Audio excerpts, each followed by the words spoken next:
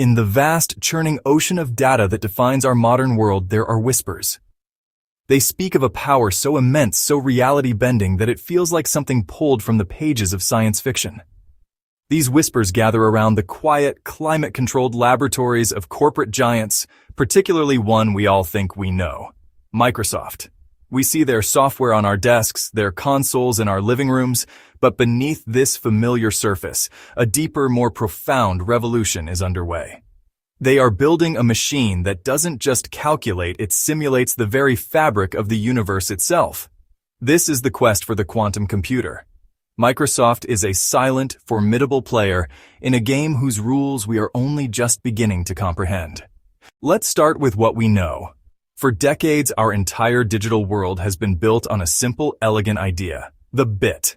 A bit is like a light switch. It can be either on or off, a 1 or a 0. Every email you send, every photo you take, every movie you stream, it's all just a fantastically long string of these switches, flicking on and off with blinding speed.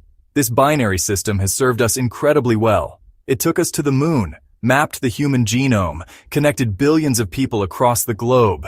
But for all its power, the classical computer has its limits. There are problems so complex, even the fastest supercomputer would choke on them. Now, imagine a different kind of switch, a quantum switch.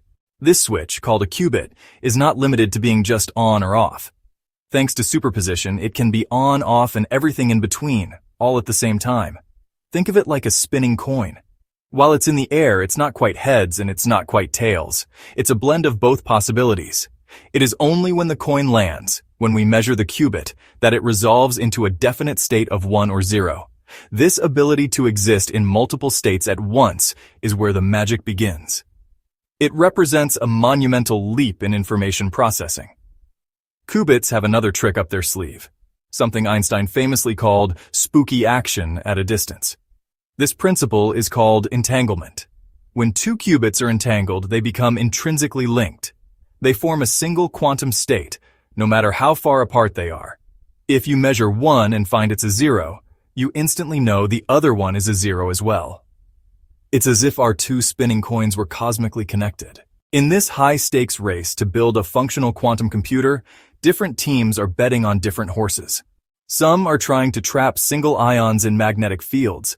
Others are using tiny superconducting circuits, cooled to temperatures colder than deep space. Microsoft, however, is playing a different, more audacious game. They have thrown their immense resources behind a theoretical and elusive particle, the topological qubit. This isn't just an engineering challenge. It's a deep dive into the most exotic corners of condensed matter physics. It's a gamble that, if it pays off, could allow them to leapfrog the entire competition in one fell swoop. Most current qubit designs are incredibly delicate.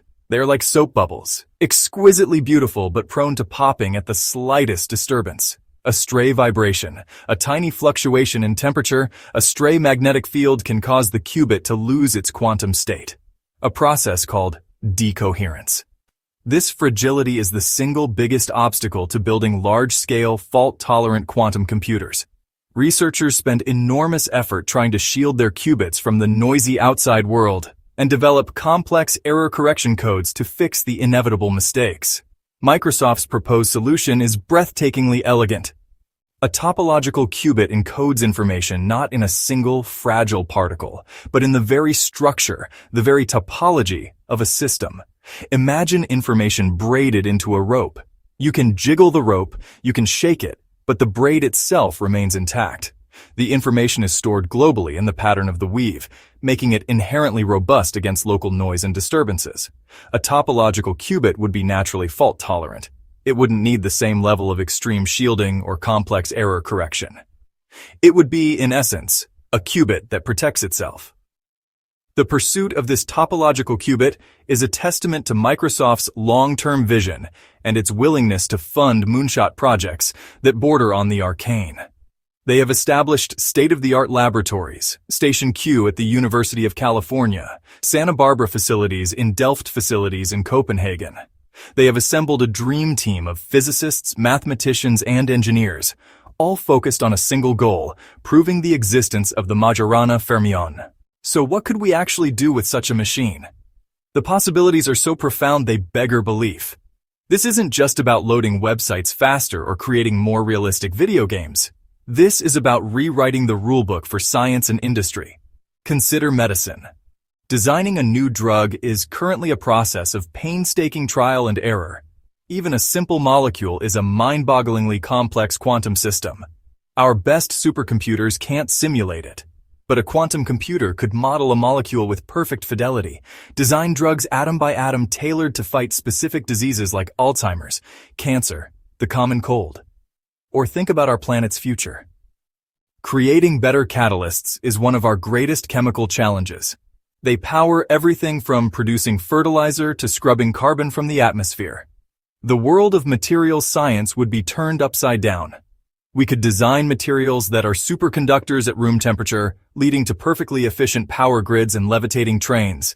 We could create unimaginably strong yet lightweight composites for building safer vehicles and spacefaring vessels. A quantum computer could explore the near-infinite combinations of atomic structures to discover materials with properties we can't even dream of today. A new industrial revolution, not steam or silicon, but by the precise manipulation of quantum states. It's the ultimate toolkit for cosmic engineering on a human scale. Not a telescope outward, but inward, at reality's code. Behind the public-facing research papers and carefully worded press releases, a silent war is being waged. It is a new kind of Cold War, not with spies or missiles, but with physicists and algorithms in the deep freeze of quantum labs. This is the race for quantum supremacy. The moment when a quantum computer can provably perform a calculation that no classical computer could solve in any reasonable amount of time. Google claimed to have reached this milestone in 2019, but the race is far from over. The stakes are geopolitical. Nations view quantum capability as a matter of national security. This intense competition fosters an atmosphere of profound secrecy. The exact progress of Microsoft's Topological Qubit project is one of the most closely guarded secrets in the tech world. While collaborations exist, the core breakthroughs are kept under lock and key. We see only the tip of the iceberg.